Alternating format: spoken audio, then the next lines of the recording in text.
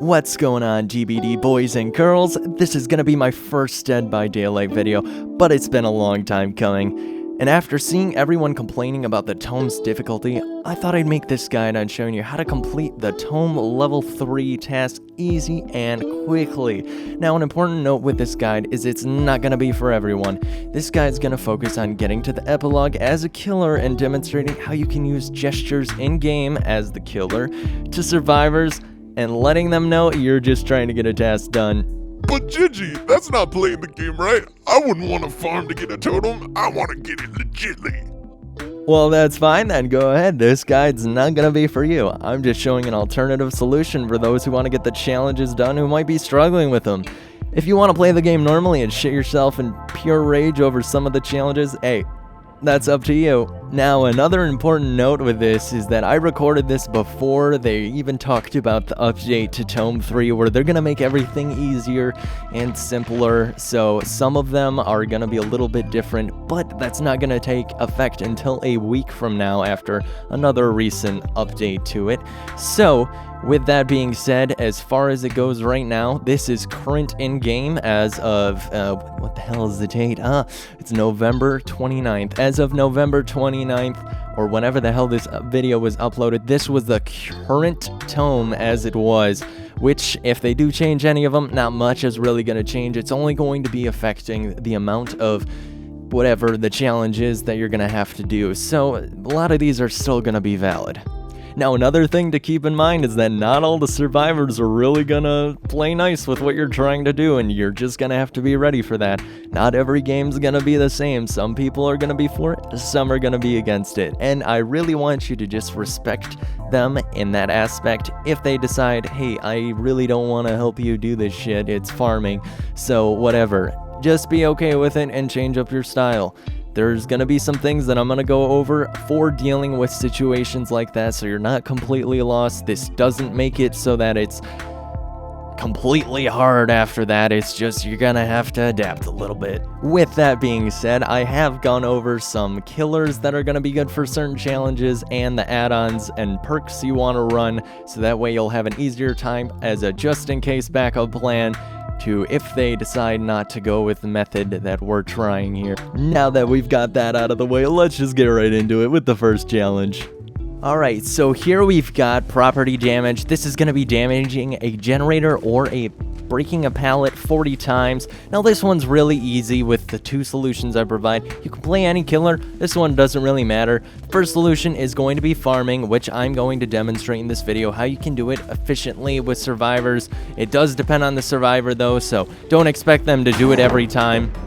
And the other solution is going to be with just grinding it out and playing the game and getting this done passively. It's only 40 generators / pallets, so it's really not that hard.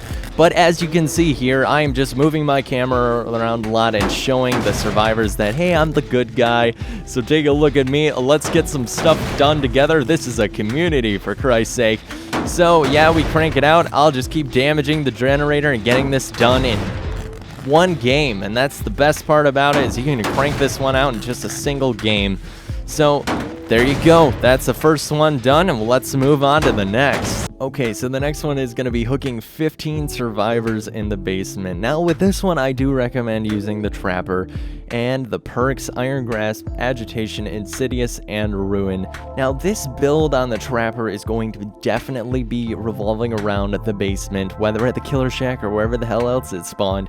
As soon as you get one of the survivors down in the basement, what you're going to want to do is trap the shit out of that place and then move outside of the Killer Shack and invoke Insidious, so that way you're not going to be looking at the survivor or any of them really, so that way Spine Chill won't go off just in case they decided to run it, so that way they'll be really unexpecting when you decide to move in. And once you move in, they're gonna panic a little bit, not think things clearly, and be more likely to step in one of your traps.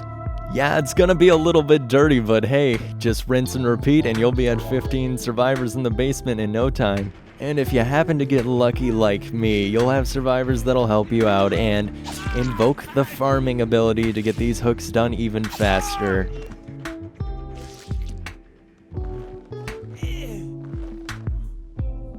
So the next one up is going to be Monsterous Mayhem, and that requires hooking 2 survivors in the basement at the same time. And everybody knows how likely that is. This is one that I believe is giving people some trouble. So this one, the solution for this one is definitely going to be easiest way, farming, which I will show in this video. The other way that you could do it is either using Leatherface or Trapper. Trapper's going to be a little bit harder than Leatherface because Leatherface does have that basement Bubba build that everybody loves, and God, you'll feel so clean after you do it. But that is your other solution, so hey, if you want to take some time and try and get that one to work, go for it. But the other one might be a little bit easier just to get the survivors to farm. But hey, that's completely up to you. I'm just giving you some more options. And another thing really important to note here is you always have countermeasures. So I placed some traps outside of the basement, and they weren't really buying the farm thing. So I threw a few traps out there, and it ended up Steve stepped in one, which gave me a perfect opportunity to set someone on the hook. And I think I convinced David enough to try and save this guy, so he ended up coming down and getting him, but that was the whole challenge complete right there, and that's all I needed. Okay, so the next one we have is Got You, and this one's going to require you to pull off a total of 6 people off of whatever, interrupting their actions. And there are some killers that can do it pretty easy. My favorite's Ghostface, as I'll show you right here. But some other ones that are really good at it are gonna be Spirit and, of course, Mikey Mike. Yeah, he's great at pulling people off generators at level 1. The Spirit can do it with the ring and prayer beads pretty easy as well. Actually, just prayer beads, actually. That one's probably the easiest way to get them. But with Ghostface, you have the ability to teabag, which is a form of communication for survivors, which lets them know that, hey, you're actually in not any danger at all, and you're totally safe, and they buy it most of the time. I know I've fallen for this one plenty of times, and it's just wonderful all around. So with that being said, I managed to get this one done in a single trial, and it was no problem at all.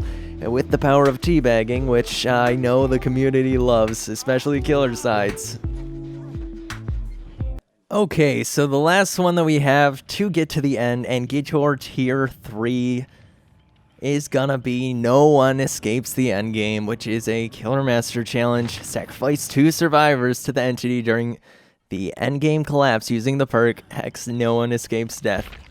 Now with this one, I really had to think about it because I had to take some countermeasures as well, just in case, because it's really hard to communicate to survivors, hey, I'm gonna murder you at the end. So you have to be a little bit devious with this one, and this isn't for the people with weak stomachs. You're kind of gonna be a dick here. That's probably the worst part of it, is as long as you can live with yourself totally decimating someone and having them think you're a good person just to stab in them back, yeah, then you can do this. But if it's not for you, yeah, good luck getting this one done. So my whole philosophy with this was pretend to be a good killer while running Blood Warden as a just in case, and I'm very glad I did it for this one because I needed Blood Warden because I was gonna get gypped out of 2 sacrifice for it. And I took full advantage of this survivor with his name being needs 2 unhooks in endgame collapse, so I knew he was trying to get a trial done as well, and yeah, well, I had to be sneaky about it. I knew what he was going for, so I took full advantage of knowing he wants to get 2 unhooks, and if he's with his buddy, then yeah, he's gonna try it. So I took Blood Warden as a precaution just in case he was trying to gyp me. And, well, I couldn't find the other 2 survivors that were in the match, so I just made a quick judgment call and decided, well, I'm either going to get this done really fast or I'm going to have to play another game. So I took the easy route out and decided to be that guy. So that's how I got that one done, but after you do it, it is finished and you have the tier 3 of the tomes complete. I also will be making a survivor version of this, so be on the lookout for that. I'll find some good tricks and easier ways to get it done because I know some of them are pretty, let's see, they're pretty overwhelming too as far as they stand right now. And then again, this is before the update, which is scheduled to come out next week, so I'll keep my eye open for it. So you can leave me a comment down below and tell me what you thought of the guide, if it helped you, if it didn't, and if I'm a dirty little bitch for doing the methods that I did. Yeah, I already know I am, but hey, I really wanted that tier 3, so had to get it somehow. Came up with my own methods, and hey, it worked out, as unethical as it was, but that'll get you the tier 3, so until the next time, I'll see you later.